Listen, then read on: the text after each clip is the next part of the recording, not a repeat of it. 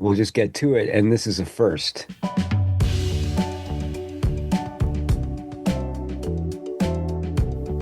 This is The Lonely Voice with Peter Orner from Texas Public Radio. I'm Yvette Benavides. On this episode, Peter Orner and I welcome the poet Nicholas Regiacorte to the Lonely Voice Clubhouse to discuss two poems by Zbigniew Herbert, The Rain and Elegy of Fortinbras. Grace Paley famously compared poetry to short fiction. She once wrote that, quote, "A short story is closer to the poem than to the novel. I've said that a million times. And when it's very, very short, should be read like a poem. That is, slowly." End quote. And the reverse can be true, and a poem can be read like a story. So it stands to reason that when Peter Orner and I had a chance to break all the rules and invite a poet to discuss poetry with us on a podcast that is a celebration of the short story, it wasn't a big lift. It was, in fact, kind of perfect to be able to welcome in Nicholas Regiacorte to discuss two poems by Zbigniew Herbert. Herbert was a poet. He was also a prose writer. He was born in 1924, and his work was shaped by the upheaval caused by World War II and the subsequent Soviet-imposed communist rule in Poland. He's known for having taken a moral stance against totalitarianism. He's also known for his poetic alter ego, Mr. Cogito. His style combines contemporary concerns, irony, and illusions to critique oppressive systems. But you don't need to know any of this to appreciate his poetry, particularly these two poems selected by Nicholas Regiacorte and Peter Orner for this very special episode of The Lonely Voice. Here now we discuss two poems by Zbigniew Herbert, The Rain and Elegy of Fortinbras. This is a radical departure for us. And who knows, this could just crash and burn completely, but we are short story people, but now we are actually venturing into a higher art form. Thanks, man. No pressure, anybody. It is Not only that, we're getting into some of the great and most difficult and most controversial poet who is, people are still fighting over, long after his death. So this is good stuff. It is good stuff, and this is a radical departure for sure, but poetry is a close cousin to the short story, as you know, so why not? I think it will be the first of many episodes, maybe. We will find how much fun it is, and who knows? Yeah. All right. So Nicholas Regiacorte is a great poet, and he's joining us from Galesburg, Illinois. He's a transplant to the Midwest from Maine. He is the author of American Massive, his first collection of poetry, which is amazing, which everyone should get. It's out from Tupelo Press, very prestigious poetry press in this country. And Nick directs the creative writing program at Knox, which is one of the best in the country and has been for many, many years. And I've had the privilege of visiting Knox a number of times, and it is a wonderful college. And Nick is the leader of the English department there, among others, and is taking some time out today to talk about Zbigniew Herbert with us today on our show about short stories. But Herbert is so good, and these poems are so great, and they're stories too, aren't they? So here we are. Thanks, Peter. I don't know if I'm the leader. I wouldn't say I'm the leader. And I'm coming at this as just a lover of Herbert. I'm not an expert, but gosh, over 20 years ago, I just walked into a bookstore and I pulled a volume of Herbert's off the shelf. It was a book called Mr. Cogito. And it was an instant impact with the first poem. It's just, do you remember, Peter, Mr. Cogito looks at his face in the mirror, or looks at himself in the mirror. And it was so strange the way the historical entered into this face. We all look at ourselves in the mirror, but he started to see time and other place and events, and it wasn't abstract. It was in a pockmark in his ears, the space between his eyes. And so, and I'll never forget the last line. It was something like, "This is how I lost the tournament with my face." So I don't know about you, but I get up in the morning and I think, I'm losing the tournament with my face. But ever since that poem, the strangeness and power of this guy has followed me. So anyway, I'm just happy to talk about a couple that we've shared probably all this time. Yeah, yeah, and we're going back in time from Mr. Cogito. Mr. Cogito was probably a little bit later than the poems we're talking about today. Am I right? Yeah. I actually don't remember or couldn't place exactly where the Rain and Fortinbras are, if they're in the very first collection you published, Court of Light. But I mean, you'll know the history better. My memory is that, he had to sort of lay low. He wasn't going to abide the style or the expectations of the regime. And so after Stalinism sort of settles down, he publishes this book in mid-50s. Right. And so, yeah, it goes back. Cogito is quite a bit later. Do you want to just give a sense of who he is a little bit, just to, put him into some kind of context? And then I thought maybe you could read The Rain, and then we could talk about that. Does that sound good? Yeah, but you have to remember, I mean, this is just an amateur's love for a poet. And so there are going to be people That's out what there. we do on this show. We are okay. loving stuff. No experts here. No, we just geek out, and if you can geek out, you belong here. Oh, all right. well, given that, what do I know about this guy? He was born in 24. So how old is he when the Germans occupied Poland? He's not that old. 20. So he's coming of age during, Nazi occupation of his country.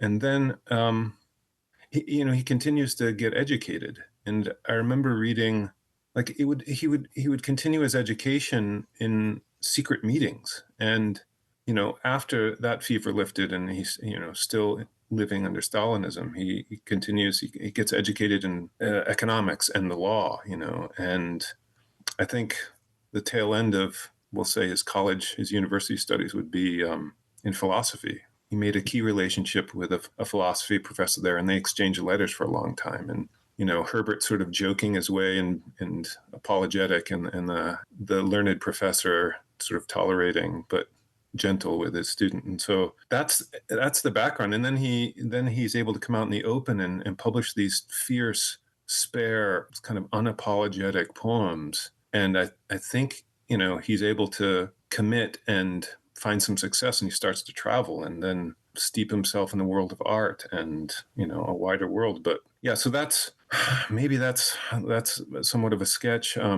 What I think is important is that he comes back to Poland, and for all his travels and some health issues, he returns to Poland and, as it were, makes a stand there. And while other poets, a contemporary that we also love, I think, Peter, Czesław Miłosz, who's his adult life's in Berkeley, and I think they had a friendship. But you remember I told you the other day, I think that there is some tension there too. Yeah, I think yeah, I mean, I've done a little bit of digging, and we don't need to too far. Did you find out, like, what was the sticking point? Is it just the Miłosz being an expatriate, or what?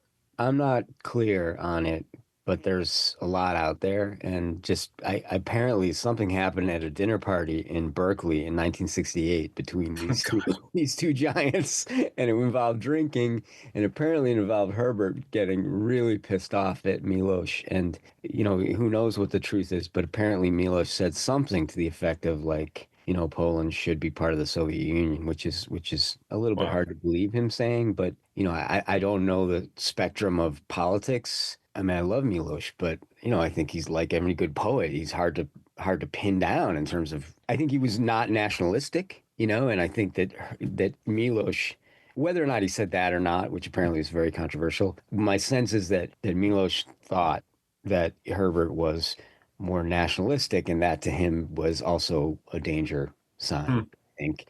And Herbert, whether or not his views strayed, how far they strayed, if nationalists picked up on Herbert, let's just put it that way. And Herbert was apparently very, very, important in the resistance, very much associated with Solidarity, and owned that completely. But, we're going to look at two poems today that are so rich and powerful and not direct, I think. At least I don't see them that way. But was he involved in politics? Sure. Did he have strong opinions? Absolutely. And apparently he and Miłosz, who had once been close. In fact, I think one of the poems today is dedicated, I believe, to Miłosz. I think that there was something, there was tension between them.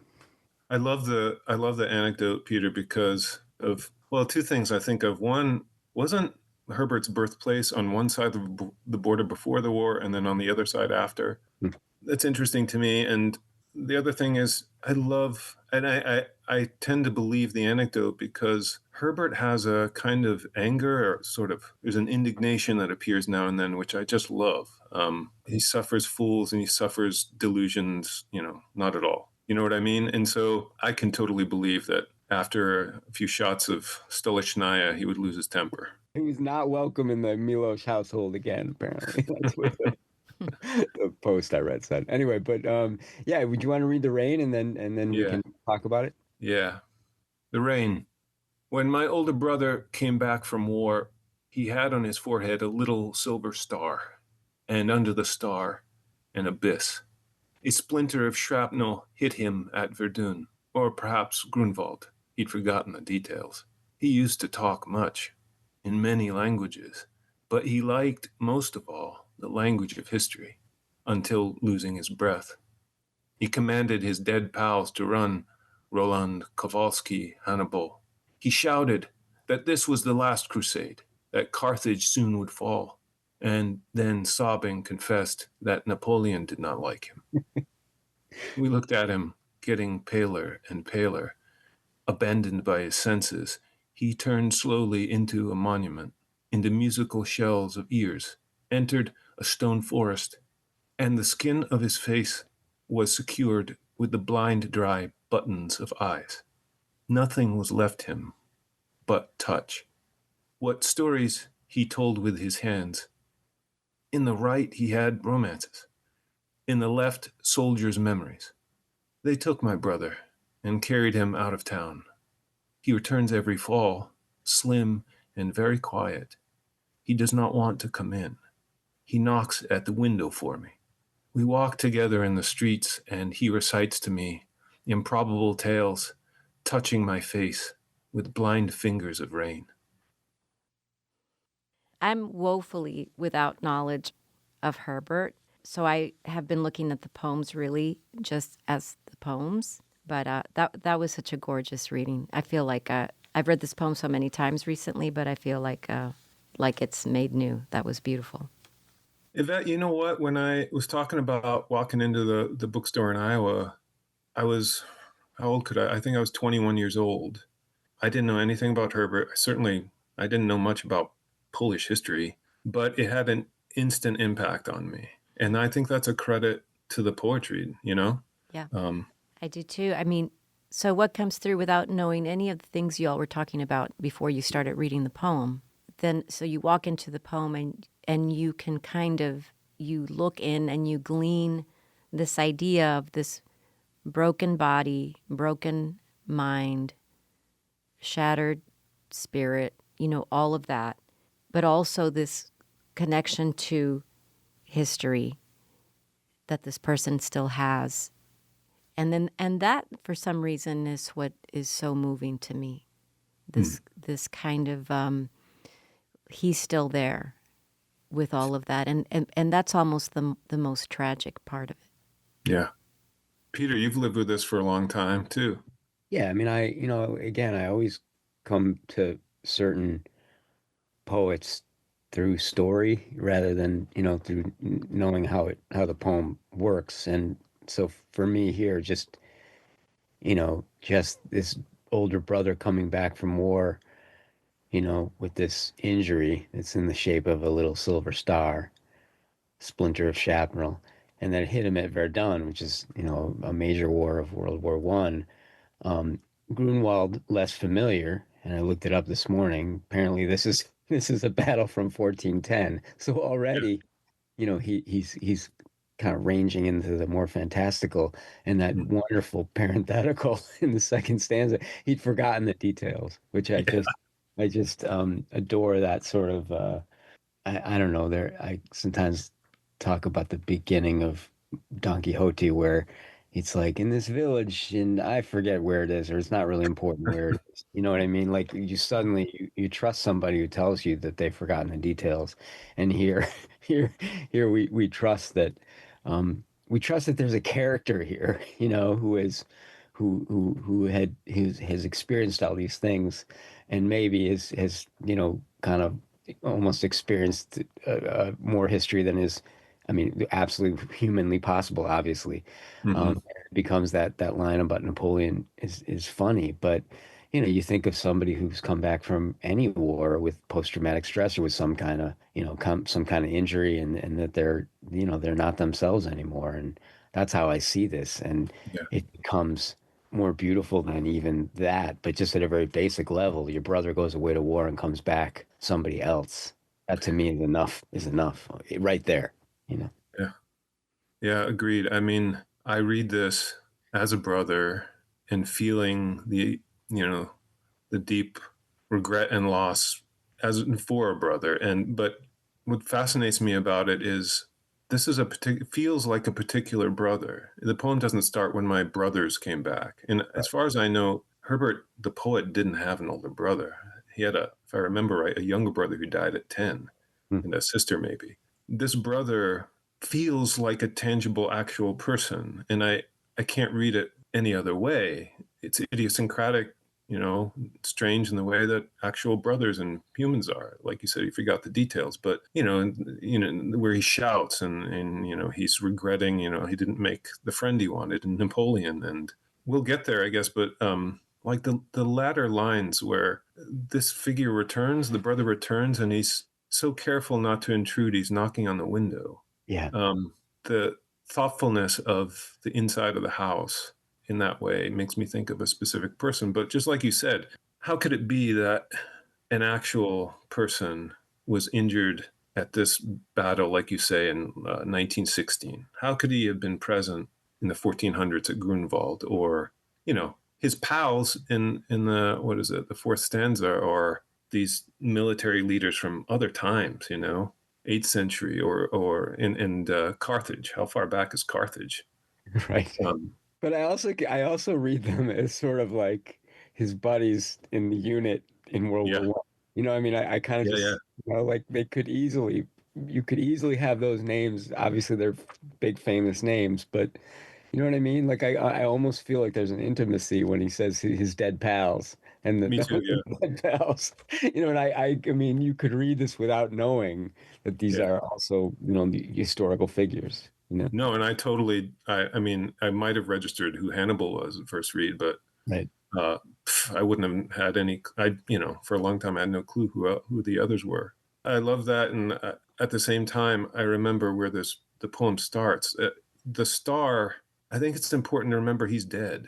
My brother came back from war. He had this on his forehead, this silver star. Silver star to me sounds like a military decoration, but it is also explained as shrapnel. And if it went through your head and there's an abyss under it, that's it. But in spite of it, this was the thing that brings me back to this poem. In spite of it, he returns.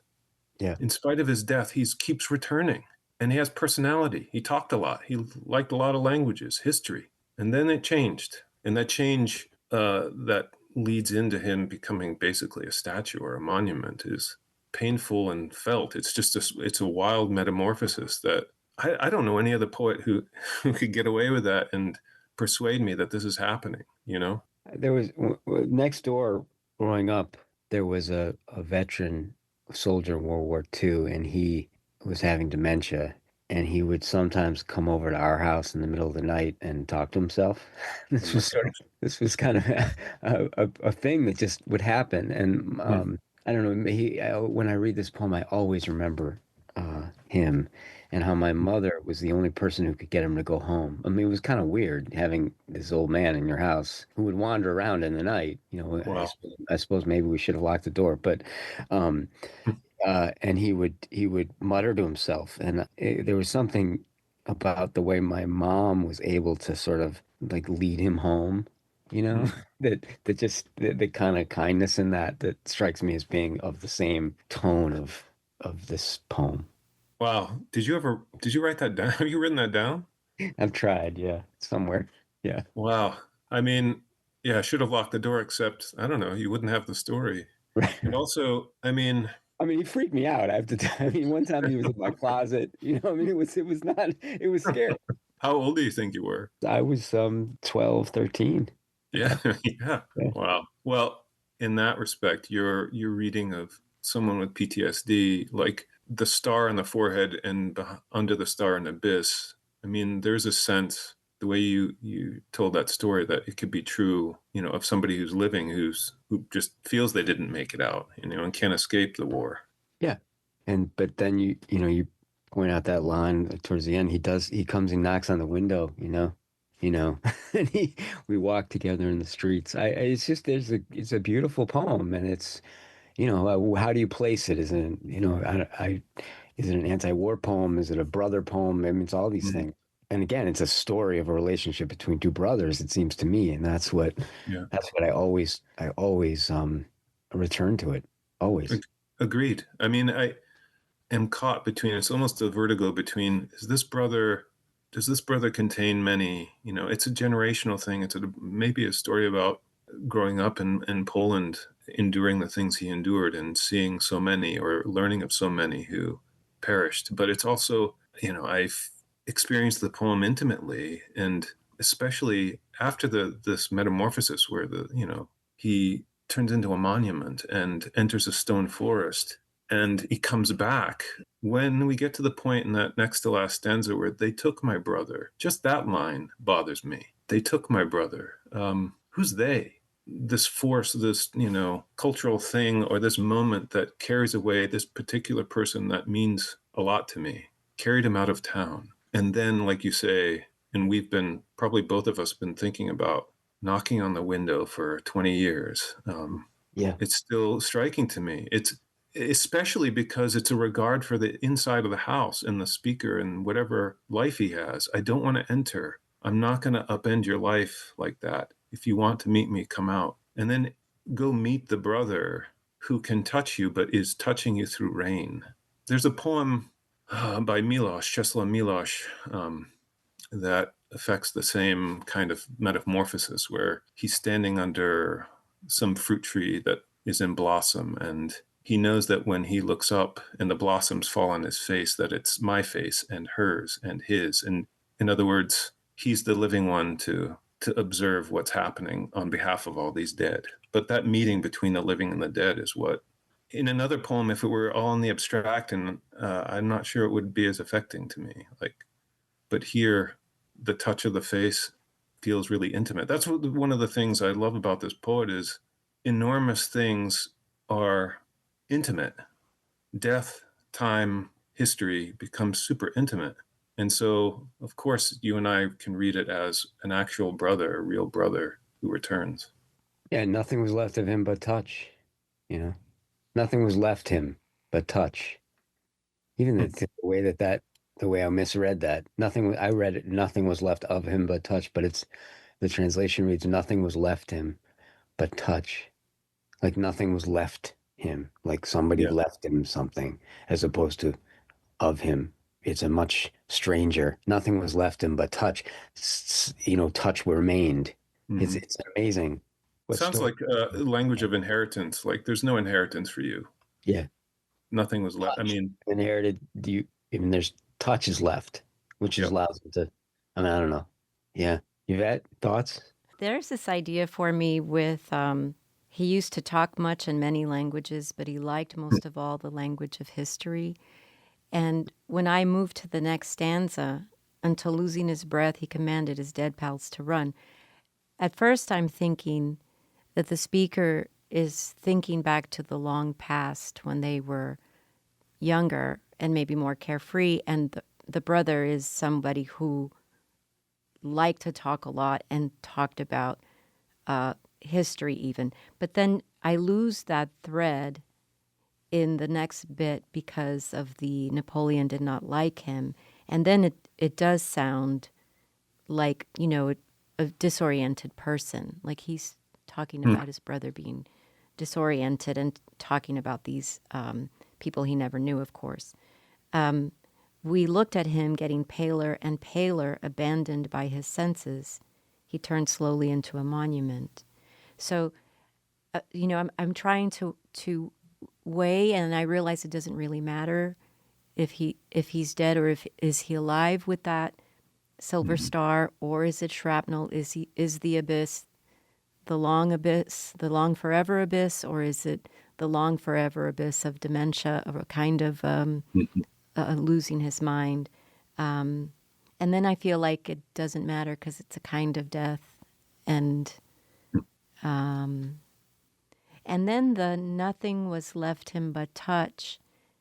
Immediately before, what stories he told with his hands. In the right, he had romances. In the left, soldiers' memories. That's the gut punch, one of many here. But it's interesting, the idea of touch. Then in the next bit, the evoking the hands.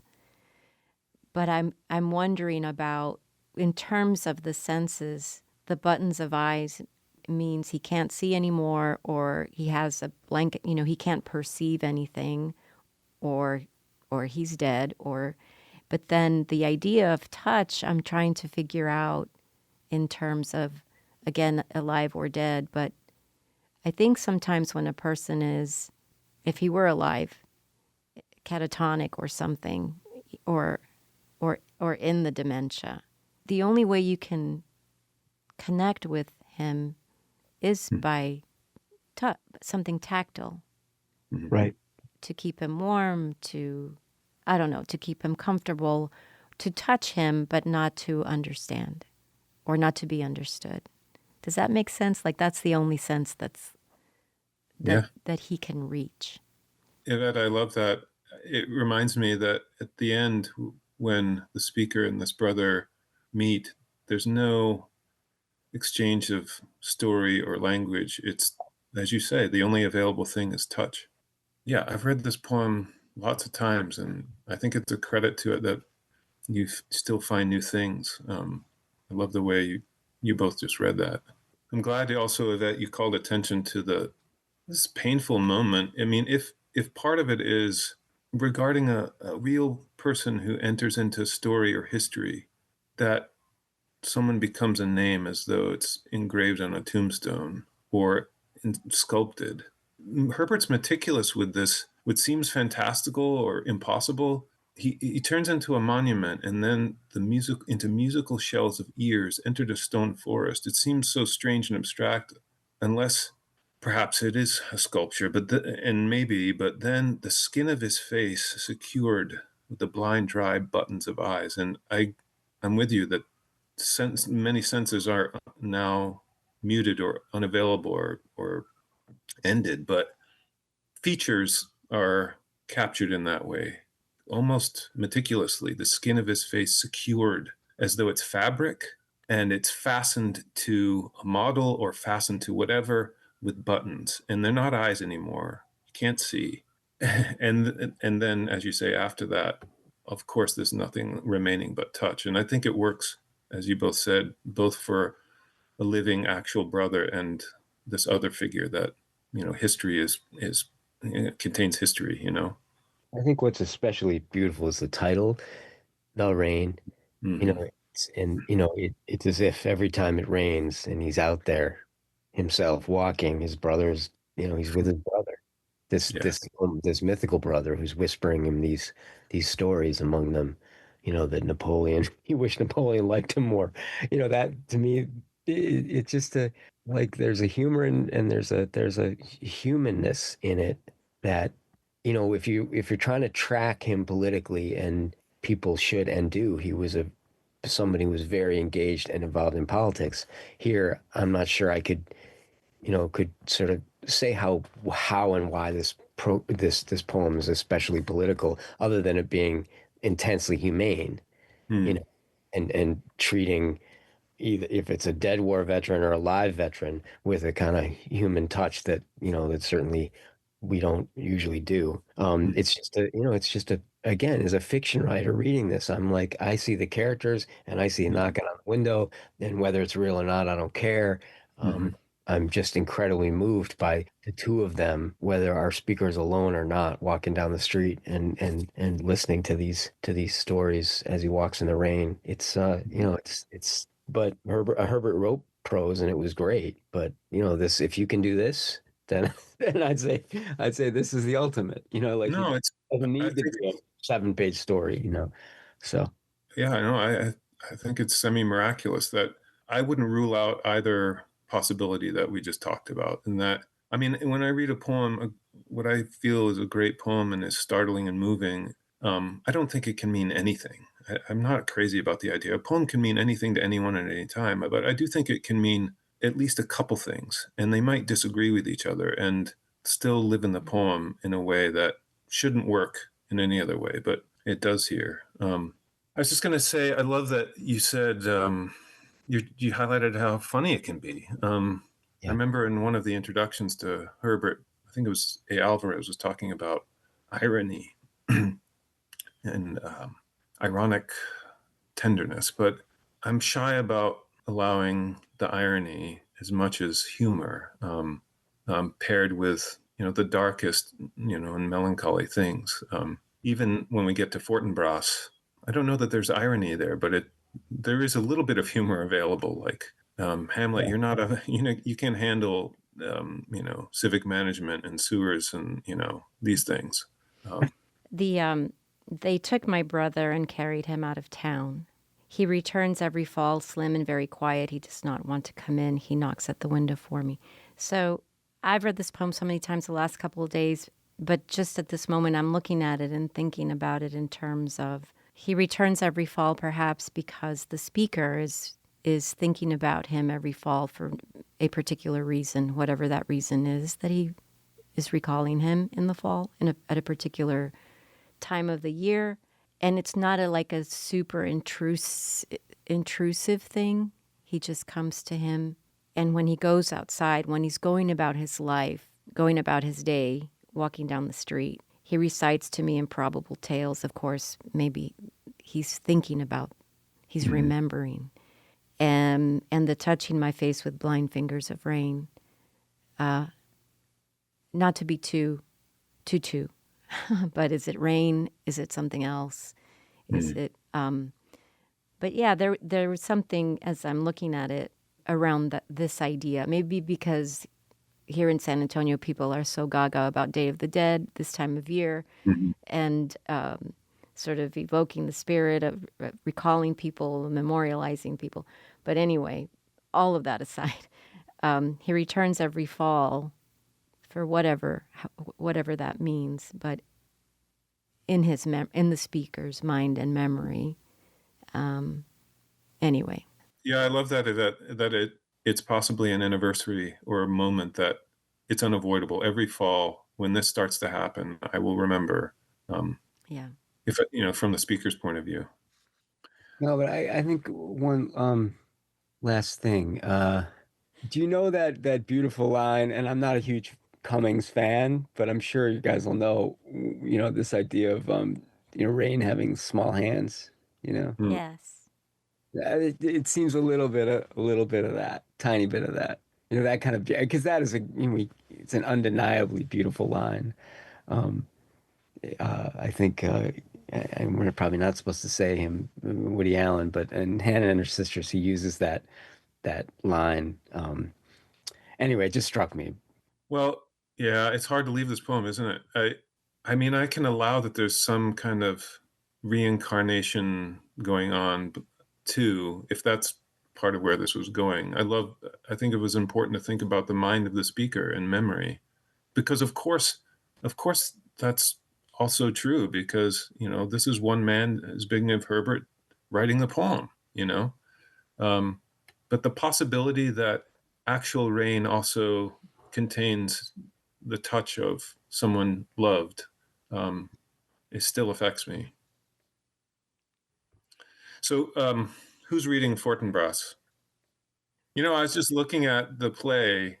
Unless, Yvette, you remember better, I feel like Fortinbras has maybe one line at the very end of Hamlet. And I think Hamlet, I don't know if it's his dying breath, but says, it looks like Fortinbras is going to, succeed to the throne. So he has my vote. And this is where Herbert, enters right here in this moment, imaginatively. Yeah, I mean, just to say, we're at the end of Hamlet. Hamlet is dead. Fortinbras comes in and cleans up the mess. That's the And kings are dead, Hamlet's dead. Who's going to take this over? The young rebel who has been approaching all along is my memory, right? I mean, Fortinbras has always been in the distance, and now here he is. Herbert is remarkable in the sense he picks up like there's the fictional character I want to animate. And, I don't know. I'm sure Fortinbras has spoken in other contexts, and I'm sure there's movies where Fortinbras speaks and stuff. But for him to actually have a conversation with a dead prince, the dead Prince Hamlet here is just truly just again as a fictional move, as a way of giving life to a story that isn't told but is sort of suggested at the end of Hamlet is just truly great. And so even before the poem starts, it's amazing. Yeah. You won't like this, Peter, but I feel like this is something you do and you just did in the recent book, like telling the story that was hiding in the wings but is not yet told. I think we're always looking for those, right? Yeah. But this one, it's kind of amazing that this one had been sitting, waiting for how many years, And again, probably he wasn't the first to pick up on this, but this, well, let's read it. I mean, is it too long to read the whole thing? No. Nick, do you want to read it? Sure. Elegy of Fortinbras. Now that we're alone, we can talk, Prince, man to man. Though you lie on the stairs and see no more than a dead ant, nothing but black sun with broken rays. I could never think of your hands without smiling, and now that they lie on the stone like fallen nests, they are as defenseless as before. The end is exactly this.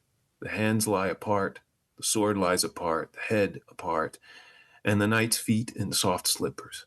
You will have a soldier's funeral without having been a soldier, the only ritual I am acquainted with a little. There will be no candles, no singing, only cannon fuses and bursts, crepe dragged on the pavement, helmets, boots, artillery, horses, drums. I know nothing exquisite. Those will be my maneuvers before I start to rule. One has to take the city by the neck and shake it a bit. Anyhow, you had to perish, Hamlet. You were not for life. You believed in crystal notions, not in human clay. Always twitching as if asleep, you hunted chimeras. Wolfishly, you crunched the air only to vomit. You knew no human thing. You did not know even how to breathe. Now you have peace, Hamlet. You accomplished what you had to. And you have peace. The rest is not silence, but belongs to me. You chose the easier part, an elegant thrust, but what is heroic death compared with eternal watching, with a cold apple in one's hand, on a narrow chair, with a view of the ant hill and the clock's dial? Adieu, Prince. I have tasks, a sewer project, and a decree on prostitutes and beggars. I must also elaborate a better system of prisons, since, as you justly said, Denmark is a prison. I go to my affairs. This night is born a star named Hamlet. We shall never meet. What I shall leave will not be worth a tragedy. It is not for us to greet each other or bid farewell. We live on archipelagos. And that water, these words, what can they do? What can they do, Prince? I think in my experience with this poem is I'm always trying to figure it out, right? And I think that is sometimes the wrong impulse, at least initially. First of all, just figure out what's going on, you know. So you want to just tell us what's going on? Well, that was for Yvette, right? I'm waiting for you, Nick. Oh, yeah. How would you approach it having just experienced it? Yeah.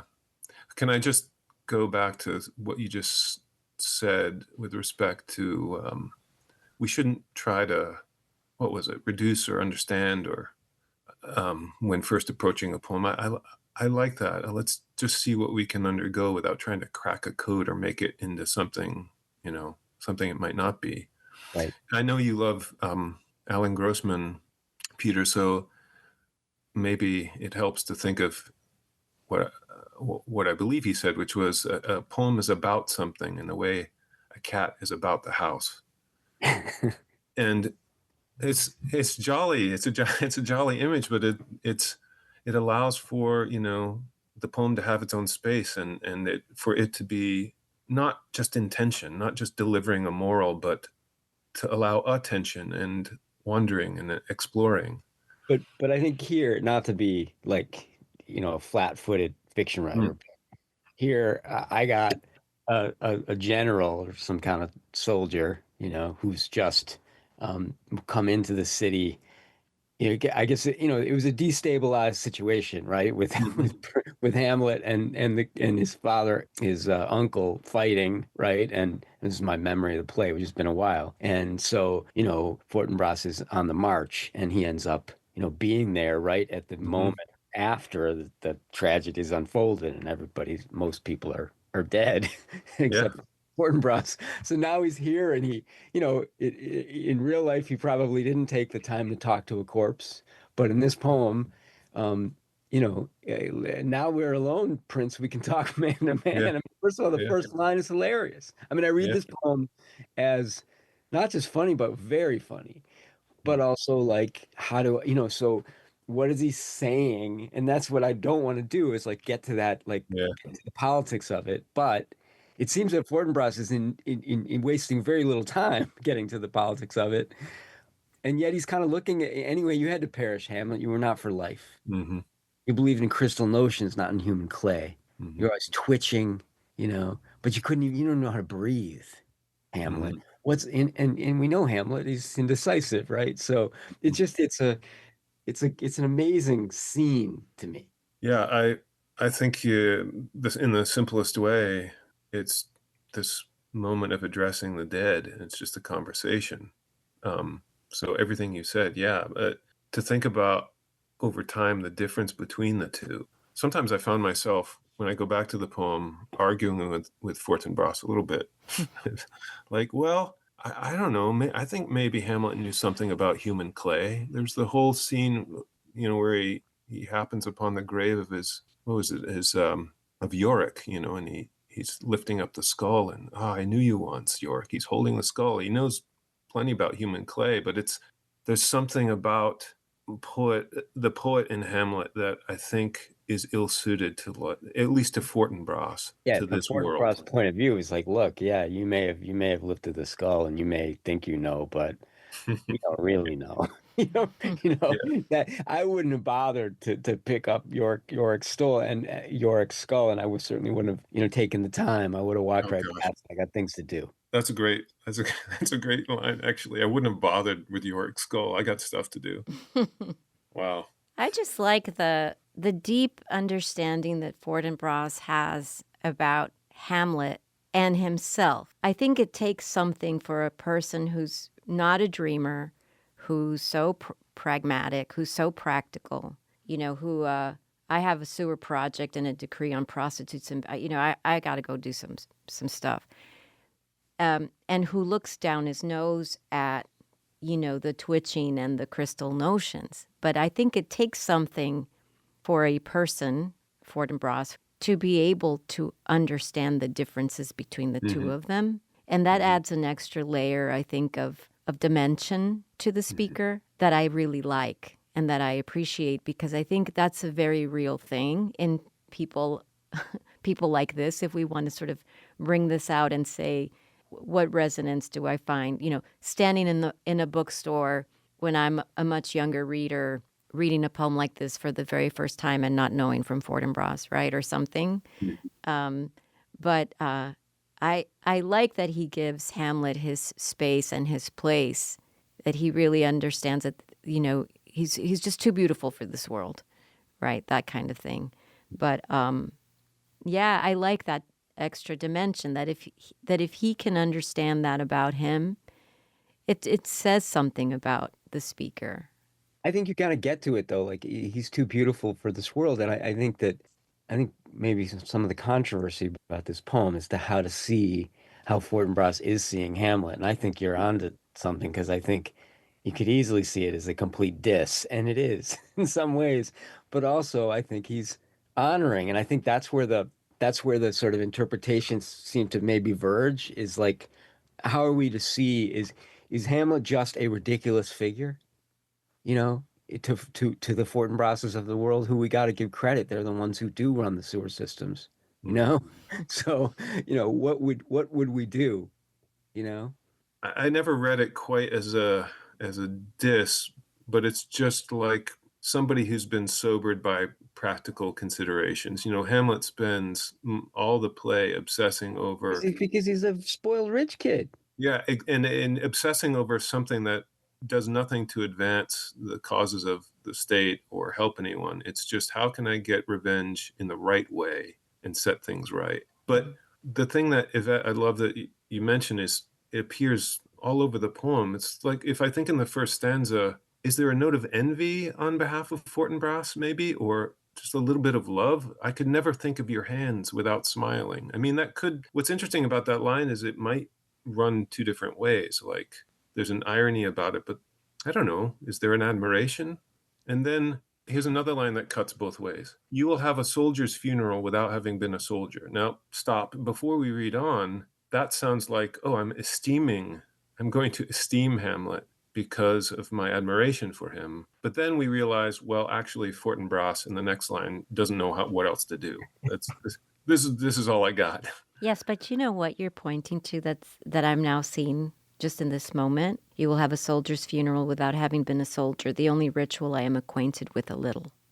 Mm-hmm. Like that, like he's sort of saying, like, okay, if we're going to talk about being, what is this, into these crystal notions and emotions and ritual, that, you have to attach emotion to it. Yeah. But then he says, there will be no candles, no singing, only cannon fuses and bursts. Crape dragged on the pavement, helmets, boots, artillery, horses, drums. Drums, I know, nothing exquisite. But there's such a potential for, it is moving, these rituals, even in this context. Those will be my maneuvers. Yeah. So he uses the language of a soldier when he's talking about something that's actually imbued with some emotion, right? This ritualistic thing.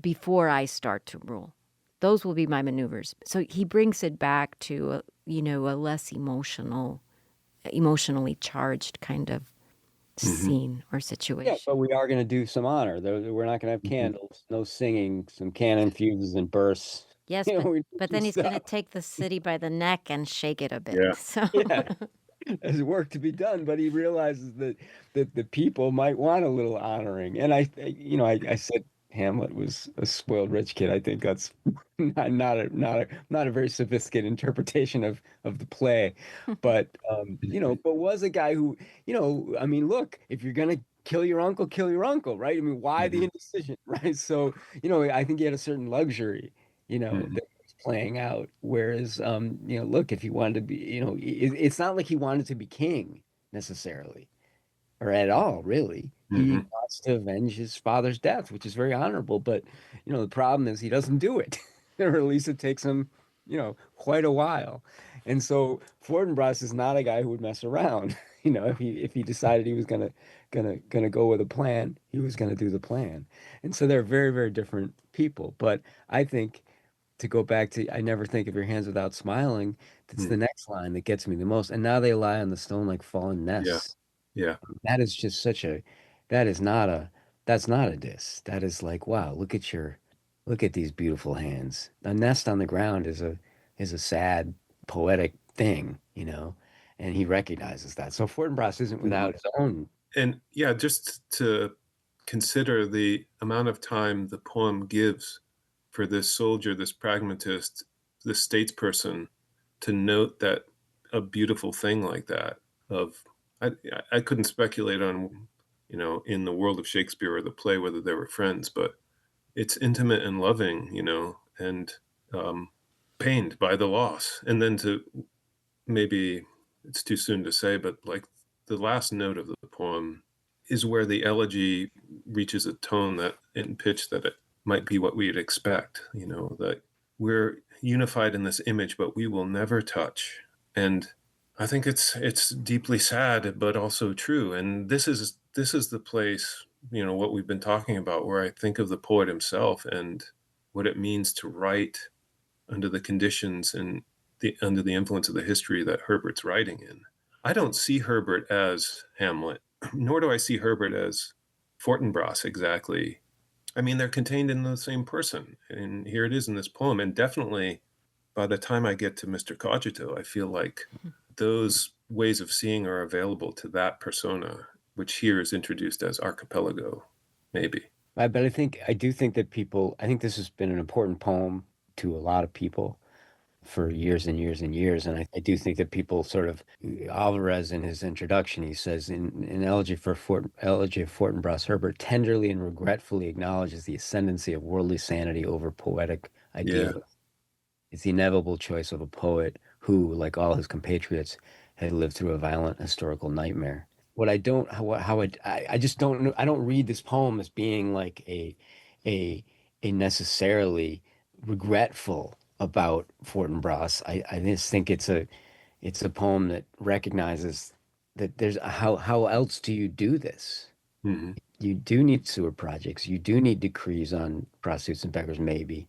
I don't know. I feel Yeah. like it's a moving target. I feel like it's acknowledging the world in which both these type of humans live in. And maybe if Herbert's anything, he may encapsulate both. And maybe that was why he, fought with Miloš, because Miloš was sitting in Berkeley, Mm-hmm. writing all kinds of poems, including political ones, but nature poems as well, and love Yeah. poems as well. And Yeah. obviously, Herbert did that too. And I'm speaking not as, as a less than knowledgeable about either.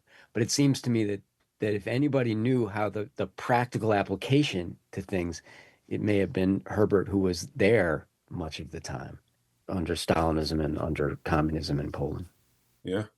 I was thinking of what Fortinbras has ahead of him and sort of following Yvette's lead, thinking of the point of view and shifting it. When we get to the bottom of the first page that we have, you have peace now, okay, but I don't have peace. This is what I've got. Here's what I've got. I've got a kind of watching, he calls eternal watching, with a cold apple in one's hand on a narrow chair. These details I was trying to parse earlier. I wonder what you two make of them. The cold apple, the narrow chair, the view of the ant hill, and the clock's dial. They're kind of mundane objects, but they're carefully chosen details, I bet they mean something, but I would say just like like you're in a narrow chair and you're looking at the clock style. I think of Yep. somebody, the kind of town square, you know, Mm-hmm. on an ordinary Monday, Yep. watching the clock go as you're trying to kind of rule the city Yep. in some way. Yep. But I mean, it feels like, I know nothing, but it feels like he's saying, the trappings of this life for him, he gets to live. Mm-hmm. His life is an eternal watching. Mm-hmm. And the cold apple is, it's just this kind of, it just represents, he can derive no pleasure even from the life that he gets to continue to live. To eat a cold apple, no real comfort, to sit in a narrow chair. And Yeah, instead of a spacious throne, yes, also. yes. Nothing delicious, nothing too comfortable to sit in. And a view of, it just sounds terrible, so. Well, the anthill too, can just be an anthill, but it's hard not to think of it also as the point of view of the statesperson at a remove or a certain height, looking down on, Yes. all their little ants, yeah, right, yeah. like, and then watching the clock, like, Yes. it just gives a scale to everything that's ahead of this person that the prince who's found his peace in death, won't endure. Yeah. And he seems so accepting of it. Hmm. Like, at least in my read, it's like, what is a heroic death compared to this? But anyway, goodbye, Prince, right? I'm going to go live this life that I'm fated to. I keep thinking of when Peter performed Fortinbras, saying, I put down Yorick's skull, I have things to do. Just the putting down of the skull figuratively right here when you said, okay, goodbye, I have tasks. yet the goodbye. He enumerates the things he needs to do. Right. But then he comes back, and I go back to Yvette, your note about, well, the elegy and mourning this. This night is born a star named Hamlet. We shall never meet. My story isn't worth anything, but and then the conclusion. I was troubling through Archipelago before and curious about what you two thought about that image. It's just really out of nowhere, and by white space in that break, separate from the poem, like a coda or the couplet in a sonnet. So when you read it, so listening to it, reading it along with you this time, where it says, a star named Hamlet, we shall never meet. What I shall leave will not be worth a tragedy. For the first reading, I thought it could end there. Mm-hmm. And then I was kind of glad that I misremembered and that there was more on my copy. Mm-hmm. No, I mean, I think you hit it. It would be a great poem if it ended in tragedy. And it would also perhaps be easier to parse out, or But then we would not have, and that water, these words, what can they do? What can they do, Prince? right? Yeah. Which I think are the place in which the poem almost flips on itself, because it's a question. Mm-hmm. What can these words do? What can they do, Prince? And I think it's a Fortinbras, I think, breaks down here. Mm-hmm. Yeah, he can do the sewer project, but he can't maybe figure out the power of what words can do. I mean, maybe I'm simplifying too much, but I think, like, he's asking. I read that, and that water, these words, in the archipelago, the water is what separate Mm-hmm. the archipelagos from each other, right? And archipelago, I mean, Yeah. because archipelagos are not islands, right? Isn't it a group of islands? Mm-hmm. Okay, so they're not connected. Right. But they Right. are, they wouldn't be an archipelago if they weren't right. If they were just separate islands, you wouldn't be an archipelago, No, right? no. I mean, that's the thing. A grouping of islands, right? Yeah, We somehow have been going up connected, in our either geography. by sight or by, I don't know, Yeah. And that water, these words, what can they do? What can they do, Prince? It strikes me as being, like somehow like reasserting the mystery Mm-hmm. of wait a second, maybe Hamlet wasn't, you know, so believing in crystal notions, and it flips on itself. And that's why I think that the poem opens itself out to not an easy answer either way, i.e., Hamlet is the true hero of the poem and the true hero of the play, in the sense that even though he's an idealist, that's where we should look to, as opposed to, no, we got to be practical and we have to do this stuff. I mean, this is so. I mean, I hate to bring it into contemporary politics, but you can apply this poem in so many ways Yeah. to so many fights, you Yeah. know. But I think that's why the last four lines are so extraordinary, because I think they kind of they make it far more interesting than that. When you were saying, Peter, it flips the poem, I totally agreed, but I thought of it for different reasons, flipping, because it's a rare moment where Fortinbras is trying crystal notions, or I mean, it's figurative. Who would have predicted that the strategist and the statesperson is now trying a metaphor? And, coming from the tender moment of thinking of the hands with the simile of the fallen nests, intimate and attempting emotion. And here again, and like the archipelago, the words in this apostrophe, he's addressing the dead. They're not going to connect us, but we are gathered in the image, right? As the archipelago is. They will never touch, but maybe communicate through the waters. Yeah, I mean, I think archipelagos is the. I mean, it can't have been accidentally chosen, you know. Mm-hmm. And I Mm-hmm. mean, we should look at the Polish at some points Oh someday gosh, and yeah. see, because we're probably able to tell right away if that's the word, Archipelagos, I don't know. It seems to be something you probably would have, I don't know. I'm getting way in over my head here, but kind of, Latin roots or whatever roots it is. Maybe archipelago is a word that, what am I talking about? No, I feel like I got to look it up. Yeah. Has this ever happened on the show before? Yes. I mean, I think, I mean, And usually we look, know what we're talking about more. I mean, unless Yvette knows Polish, I sure don't. I mean, it looks almost the same word. Instead of archipelago, it looks like archipelage. See, there you So go. My theory was somehow my cockamamie theory worked out. Is that yeah, that this is Herbert's word. He meant archipelagos. He meant separated islands that are in a chain of some sort. yeah, And yeah, that seems to be, we don't live on separate islands. We live on different archipelagos. hmm, We live as part of an archipelago, and therefore there is some kind of connection. yeah, And that water that separates is these words. What can they yeah, do? What can they do, Prince? And again, what what can they do? And I think that's an open question. I mean, and if you look at Herbert's career, his words did have an impact, you know? So he was a little bit of Fortinbras, but also a lot of Hamlet, clearly. Nick, give us an idea. Give us some closing thoughts on Herbert. Well, the last note of this discussion allowed that, I think the way Peter just put it, there may be a little bit of Fortinbras in Hamlet, and there may be a little bit of Hamlet in Fortinbras.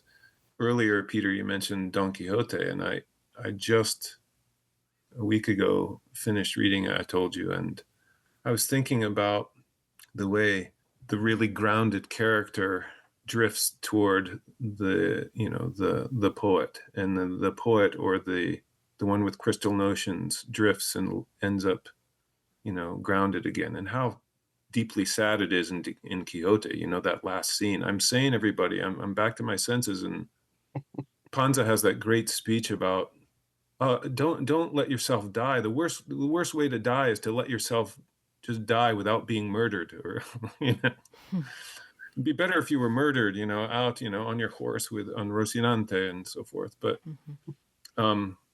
the deeply humane and sincere thing in all the poems, along with humor and really groundedness, is what has made these poems not just memorable, but to me, always relevant. How can it be that a poem I read 20 years ago is still affecting and relevant, but for those qualities, Zbigniew Herbert is the author of The Rain and Elegy of Fortinbras. Special thanks to Nicholas Regiacorte for joining us on this super special episode of The Lonely Voice. This has been The Lonely Voice with Peter Orner from Texas Public Radio. Jacob Rosati composed our theme music.